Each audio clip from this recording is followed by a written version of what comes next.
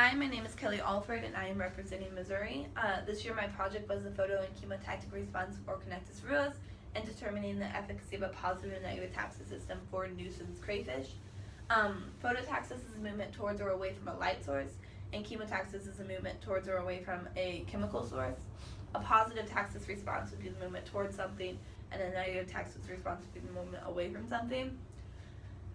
So this year my project was based on trying to mitigate the impact that crayfish would have within aquaculture and waterways, because crayfish can be detrimental both ecologically and commercially.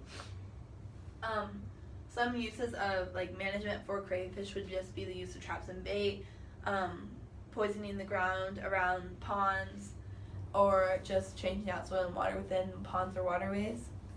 So the management solutions can be pricey, so I was trying to find a cheaper and more effective management solution. And so I did a chemotactic experiment and a phototactic experiment. My chemotactic experiment was to try to see what would deter the crayfish the most, using a predator cue of bluegill sunfish, a conspecific cue of just the species of crayfish I used, and a combination of both.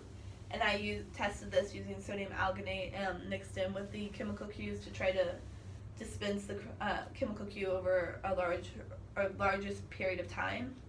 And I conducted my experiment within a choice chamber that was specially made and had 4 experimental chambers. Once the chemotactic testing was completed, I found that the crayfish were spending more time in any alginate sections regardless of the chemical cues that were added to it. So it was kind of inconclusive for my experiment.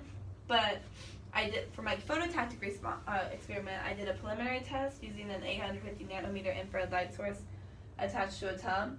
And then after 24 hours of complete darkness in this room that the experiment was conducted in, I found that the crayfish were almost all oriented towards the infrared light source, so this is a visible positive phototactic response. So this led me to further continue my study of using infrared light or visible light on crayfish.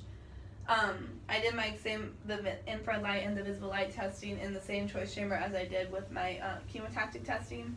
And what I found from this was that the crayfish would spend more time in any of the chambers that had any infrared light wavelength in it, rather than just a dark chamber. And then in the visible light testing, I found that the crayfish would spend more time in the dark chamber rather than in the visible light testing. But all in all, the crayfish would spend more time in the 650 nanometer near infrared light chamber than the other wavelengths of infrared light. So this information can be applied to trying to mitigate the impact of that crayfish would have by using them for traps or just keeping crayfish on the outskirts of ponds. Thank you very much. I hope to see you soon.